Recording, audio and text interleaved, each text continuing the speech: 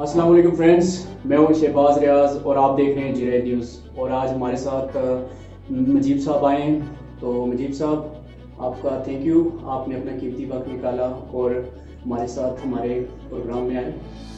तो क्या कहना चाह रहे हैं आप हमारे प्रोग्राम में आके, आपको कैसा लग रहा है? बिस्मिल्लाहिर्रहमानिर्रहीम। अस्सलाम वालेकुम। सबसे पहले तो मैं शहबाज भाई आपका और जुनैद न्यूज़ का शुक्रिया अदा करता हूँ कि जिन्होंने मुझे जुनैद के मसाइल पर बोलने के लिए मदद किया।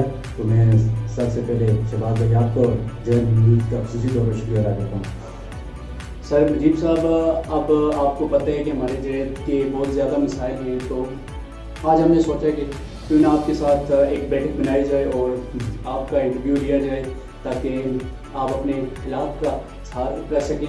आई थिंक आप इमरान खान को काफ़ी सपोर्ट कर रहे हैं और आप काफ़ी तहरीक में उनके साथ हैं। तो आई थिंक जुनैद के आप बहुत बड़े इमरान खान के सपोर्टर हैं। तो आप क्या कहना चाहेंगे तहरीक इंसाफ से?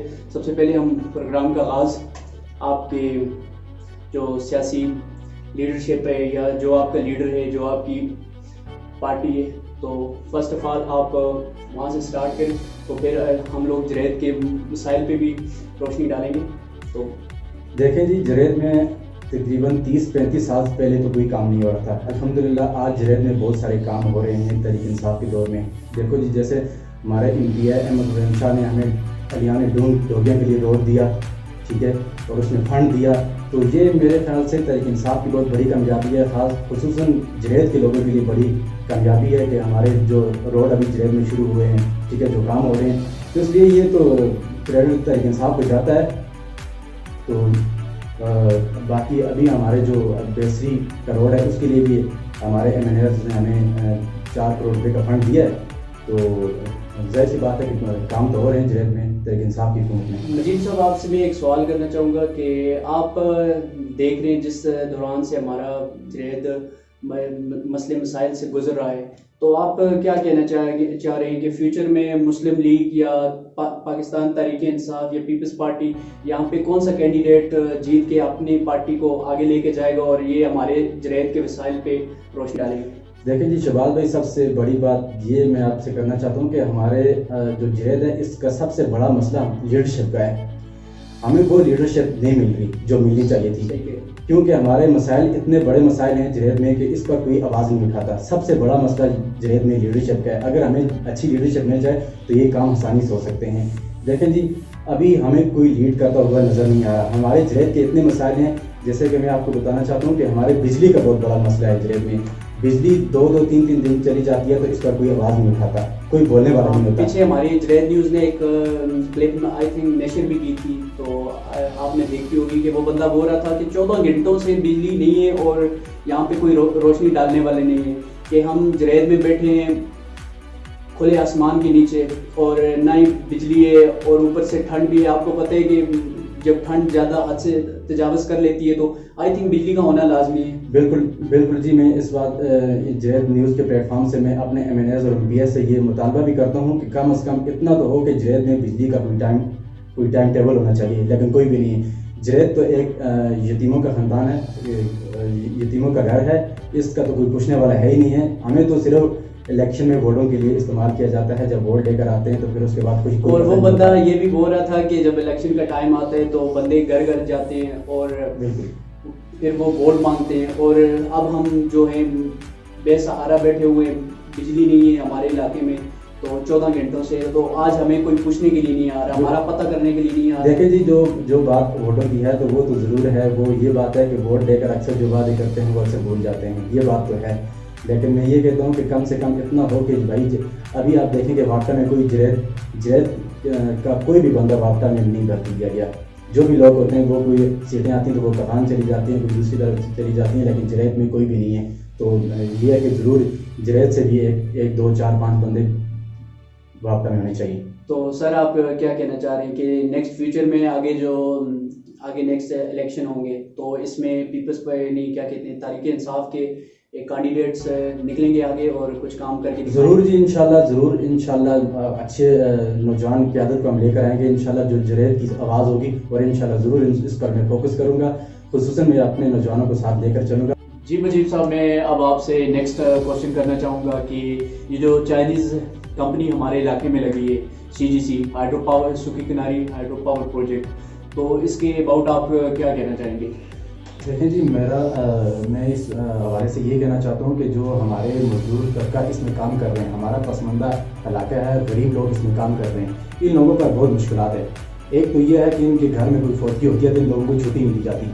मैं आज उन लोगों से अपील करता हूँ कि खुदा के लिए इन लोगों के साथ थोड़ी नरमी बरतें, कम से कम महीने में 1-2 छुट्टियाँ 3 छुट्टियाँ दिन को दें। ये एक साल से ये लोग जो 2-2 3-3 साल से जो काम कर रहे हैं इस प्रोजेक्ट में, तो वो लोग उस डर के मारे अपने जनाजों में शिरकत नहीं कर सकते। जो भी उनका कोई भी रिश्तेदार फौत होता है तो वो इस डर की वजह से नहीं जाते। अगर हम चले गए घर तो पीछे से हम नौकरी से फारग हो जाएंगे। जैसे कि फॉर एग्जांपल आपको मैं एक बात बताऊं, अपने गांव की एक बात बताऊं कि मेरा एक रिश्तेदार है, उसकी दादी फौत होगी तो वो अपने घर आया जनाजे पर शिरकत करने के लिए, तो जब वापस गया तो पीछे से उसका नाम काट दिया गया और उसे नौकरी से फारग कर दिया गया। जो ये वो लोग जो 1-1 साल 2-2 साल इस कंपनी में काम करते हैं तो फिर उनको छुट्टी नहीं मिलती और डर की वजह से ये कहते हैं जी कोरोना SOPs की खिलाफवर्जी आपको घर नहीं जाने देते। तो मैं अपने हुक्मरानों से अपील करता हूँ कि खुदा के लिए ऐसा इन लोगों के लिए थोड़ी सी रियायत बरतें और इन लोगों को थोड़ी सी रियायत दें। 2-4 दिन महीने के 2 दिन ज़रूर दें इन लोगों को, तो इन पर कोई थोड़ा रहम करें। हाँ, मतलब घर पे कोई मसला मसाइल हो, ज़रूर जी, 100 इश्यूज होते हैं, बंदा खुद हमारा पसमानदा इलाका है तो इसलिए ज़रूर इन लोगों पर थोड़ी रहम। जैसे कि आप कह रहे हैं कि आपका पसमानदा इलाका है, तो आप क्या कहना चाहेंगे कि मतलब जो सर्दियों में हमारे साथ एक तो बिजली की ज्यादती होती है, जी। तो आप मतलब इस चीज़ को किस तरह हैंडल कर लेते हैं, किस तरह कवर कर लेते हैं? जलाने का क्या सिस्टम होता है? आप खाने पकाने में क्या चीज़ें, क्या किस चीज़ के साथ आप अपनी जो मतलब प्रॉब्लम्स हैं इनको कम करते हैं? देखिए जी शहबाज भाई, बहुत अच्छा सवाल किया आपने। जो जलाने का मसला है वो सबसे, आपको पता है कि हमारे इलाके में 2-2 3-3 फुट बर्फ पड़ती है, ठीक है। जो आपने जलाने की बात की, जलाने के लिए हम लकड़ी जंगल से लाते हैं, उस पर भी तकरीबन 5-10 साल से इतनी पाबंदी है कि हम लोग दन्ने से लकड़ लाते हैं जो जलाने के लिए, वो भी इतनी मुश्किलात से छुप कर जाते हैं। तो हमारे इलाके के लिए ये सबसे बड़ा मसला है कि हम अपने जंगल में जाते हैं, वो भी डर कर जाते हैं, क्योंकि हमारा पसमानदा इलाका है, यहाँ तो रसोई गैस है नहीं है कि हम वो जलाएं, ठीक है। और मतलब जो दूसरे गैसेस वगैरह हैं वो भी इतने अमीर लोग नहीं कि भाई ये बाजार से LPG लेकर जाएं, तो इसलिए हमें कुछ हमारे साथ कोई नरमी बरती जाए। हम लोगों को कुछ हम लोगों के लिए इतने नरमी बरती जाए कि हम लोग जंगल से कम अपने जंगल से लकड़ी तो आसानी से काट कर लेकर आएँ जलाने के लिए।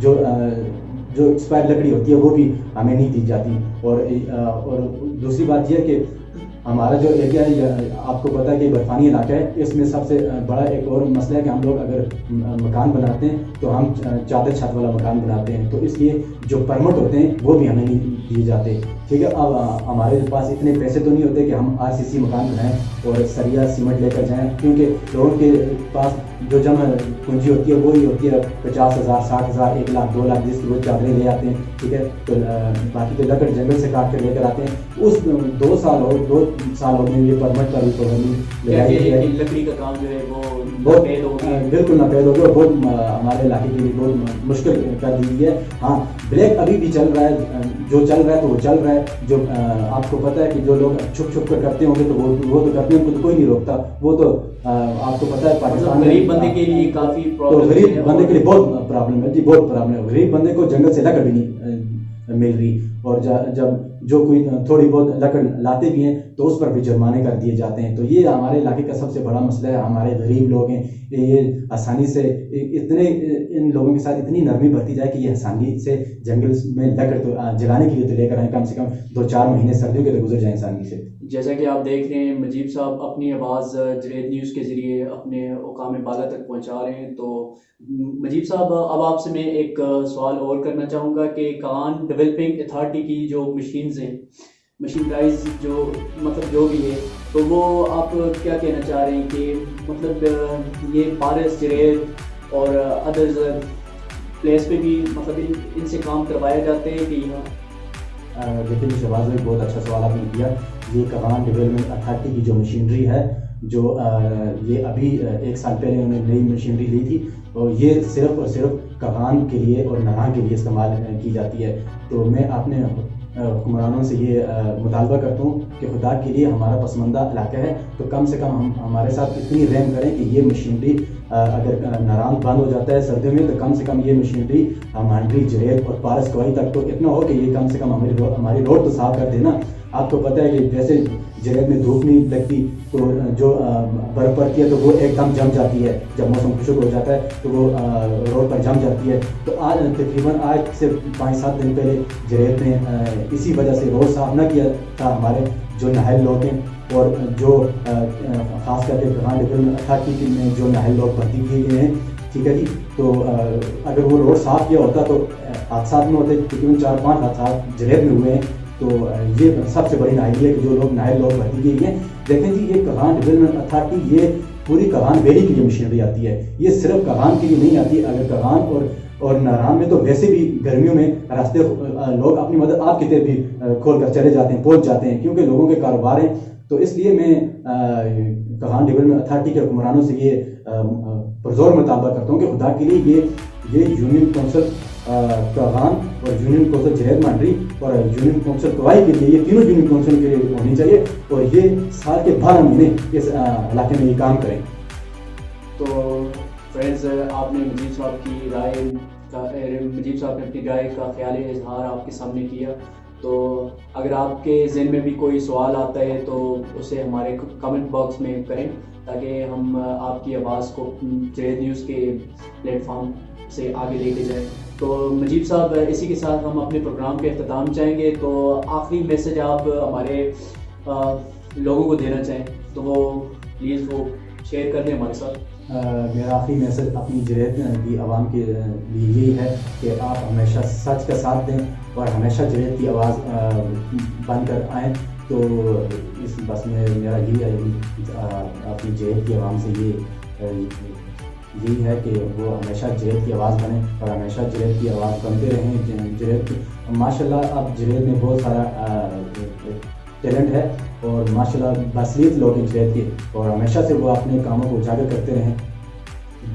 तो मजीद साहब, थैंक यू सो मच हमारे प्रोग्राम में आने का बहुत बहुत शुक्रिया।